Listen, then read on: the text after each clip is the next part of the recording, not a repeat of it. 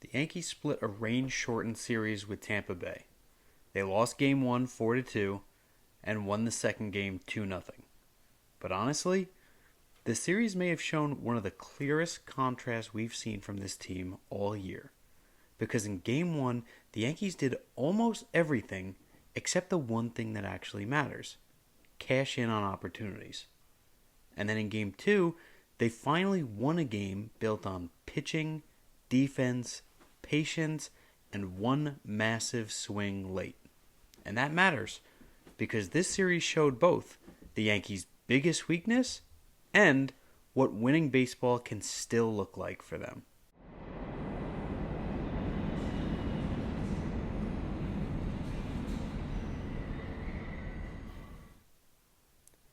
Game 1, the Yankees lose 4-2. It was an impressive return from Gerrit Cole, who hasn't pitched since the 2024 World Series. He ends up going 6 shutout innings with 2 hits, 3 walks, and 2 strikeouts over 72 pitches. Phenomenal first start for him. You could not ask for anything better. Grisham, Bellinger, Jazz, and Caballero all had 2+ hits. Grisham ended up having 3 hits in the game. Wells added a solo home run in the 5th inning. But in the 8th inning, Tim Hill comes in to pitch. The inning starts off with an error from Caballero.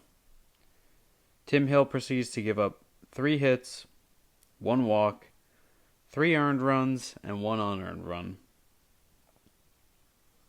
It's important to note, in the 3rd inning, Grisham got thrown out at home on a Rice single, possibly still dealing with that knee issue, slowing him down. And the Yankees had the leadoff runner on in 4 of the first 5 innings, and the only one that scored was Wells on the home run. On Saturday, the game got rained out and postponed to be made up at the end of September. So in the second game that they played on Sunday, the Yankees won 2-0.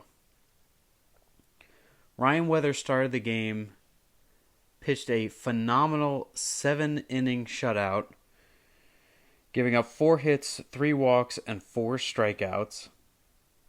The Yankees' offense was pretty quiet, but they did have 2-hit games from Grisham and Judge, including Judge's walk-off 2-run homer in the bottom of the 9th. Deals to Judge. Judge hits it in the air. Deep right field. The laid back. Game over! And the outfield defense was spectacular. You had diving catches from both Grisham and Judge, as well as the outfield assist from Bellinger in the 8th inning to get the runner at third base and prevent the run from scoring. And honestly, with these 2 games, they felt completely opposite. The first game, the Yankees had traffic everywhere and no timely hitting and a late collapse. In Game 2, the Yankees had elite pitching, elite defense, and one big swing that ends up winning the game. So what held in this series? Well, as we've been saying most of the series, the starting pitching. Gerrit Cole threw 6 shutout innings after not pitching for a year and a half. And that's huge. Regardless of the long-term questions, the Yankees needed that badly. And to do it against the Rays, who are the team that is leading the division right now, and probably going to be the Yankees' biggest competition for the rest of the season, that is a very impressive first outing from Gerrit Cole. Ryan Weathers follows it up with the 7 shutout innings. Unfortunately, he doesn't get the win because the offense disappeared again until the 9th, but he gave the team everything that they needed, just like Cole did. Our starting pitching is hands down one of the best in Major League Baseball. What else held? The outfield defense. in that game on Sunday, this might have been the best series we had all season. You had diving catches all over the place, that Cody Bellinger assist saving the run. That is winning baseball. You pair the defense and the elite starting pitching, that alone can win you a lot of games. And the third thing that held was Judge delivered when it mattered. Not just the walk-off homer, but the timing of it. Because the offense had done nothing all game. And then one superstar swing changes everything. And this is really important for Aaron Judge, too, because he was in a real bad slump coming into this game. And hopefully this is the swing that breaks him out of it, and he can continue to hit like the superstar that he is moving forward. But we had a few things that did not hold in this series as well. The first of which, timely hitting. This was the full story of Game 1. 11 hits in the game. 4 multi-hit games. Leadoff runners on in 4 of the first 5 innings. And the Yankees only scored 2 runs. That is not sustainable. The Yankees left 9 runners on base in the game. It's not a recipe for success. You have guys on, you have to be able to drive them in. Whether it's productive outs or hits with guys in scoring position. Second thing that didn't hold was situational execution. Trent Grisham getting thrown out at the plate in the third inning matters because in low margin games, which we've seen a lot of this year, every single run matters. And knowing that Grisham had the issue with his knee, maybe if you don't send him there and you have runners on first and third and only 1 out, then that hit by Bellinger, the out to center field, maybe that's a sac fly instead and you do end up scoring that run. But every run is big when the offense struggles to score runs. The third thing that did not hold was the late inning stability. We've seen issues with his bullpen throughout the season so far. And again, this time, Tim Hill comes in the 8th inning. Caballero's error starts the inning. And all of a sudden, it becomes a 4-run inning, the game flips, and the Yankees lose. And the Yankees continue struggling to stop innings from spiraling. And when you don't score a lot of runs, you can't afford that. So, did the Yankees respond in this series? Absolutely. That's a resounding yes. And this was important because after Game 1, it would have been real easy to feel frustrated. You wasted another strong pitching performance. You'll lose the series quietly. But instead, they played one of their cleanest structural games of the season in this second game. They were not offensively explosive. They were not dominant. But clean starting pitching, defense, patience, and the late inning execution. And that was very encouraging. The turning point of this series, it's got to be Game 1, failing to score those runners early in the game. You had traffic on the bases throughout the game, especially early. And that's the moment that changed this series because the Yankees had every chance to take control of that game and win this series, and they didn't. Then one messy inning changes everything, and that's exactly how low-margin teams lose. And unfortunately, the Yankees team this season is a very low-margin team. As for player performances, I got to give a shout out to Ryan Weathers. He had a massive start here, going 7 shutout innings. He was calm, he was efficient, and it's exactly what the Yankees needed.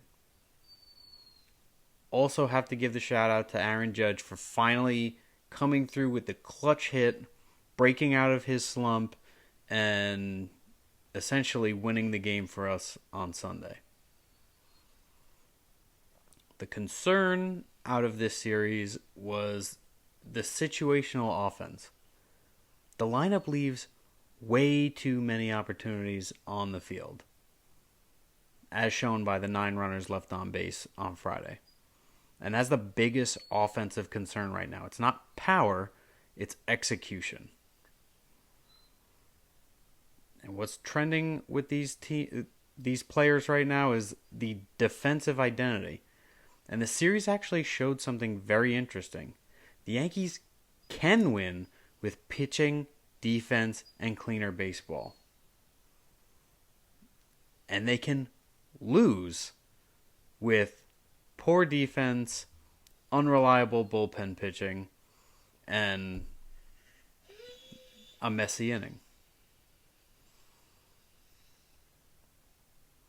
So I think the defense plays a big role in whether or not this team is going to be successful this year, ultimately, in the playoffs.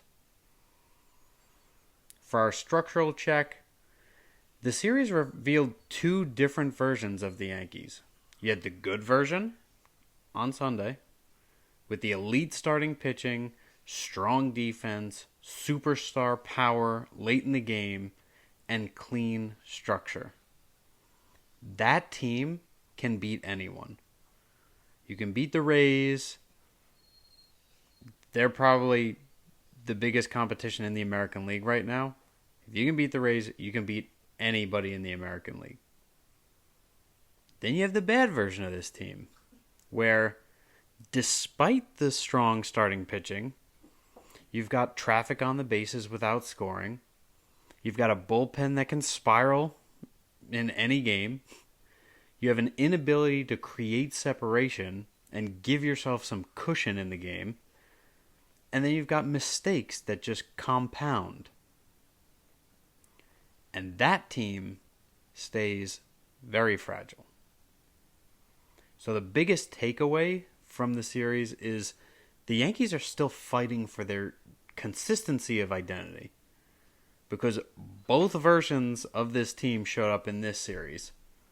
So which one is going to show up when it matters most? What did we learn from this series?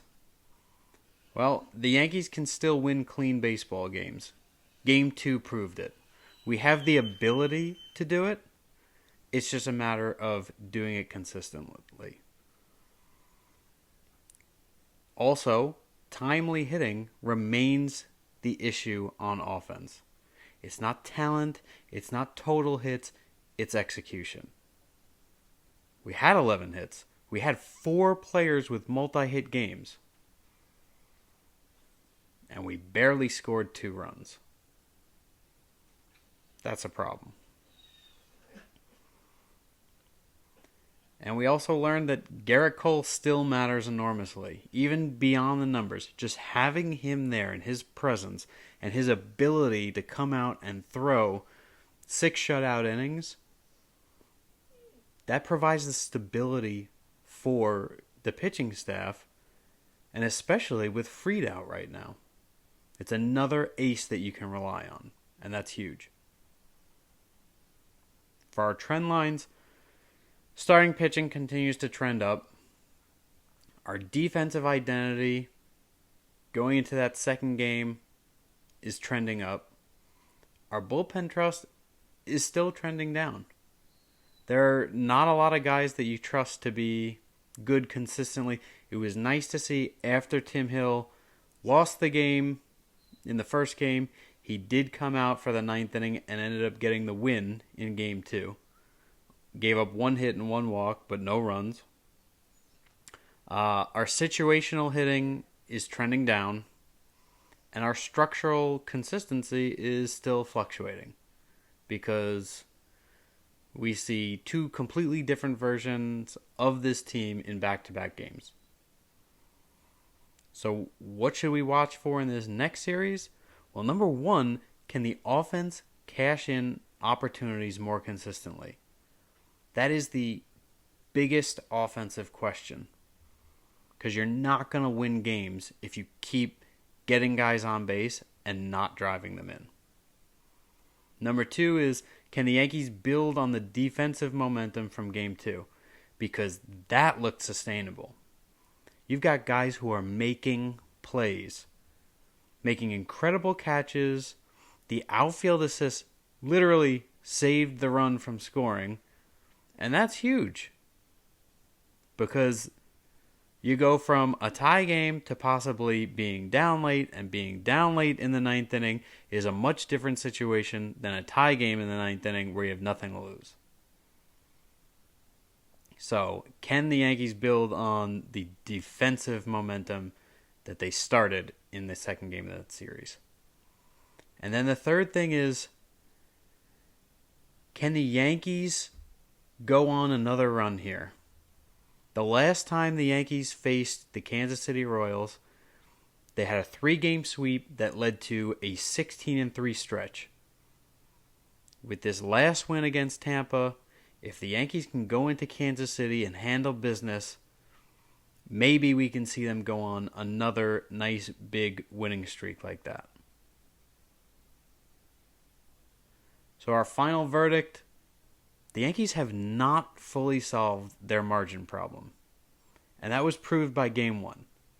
But Game 2 might have shown them a blueprint for winning. Pitching, defense, and patience. And trusting your stars in big moments. That version of the Yankees can absolutely win meaningful games. The question is now whether or not they become that team consistently. And that's the standard.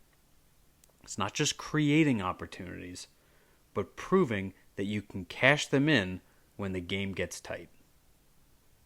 This is The Standard with Brian Leavy.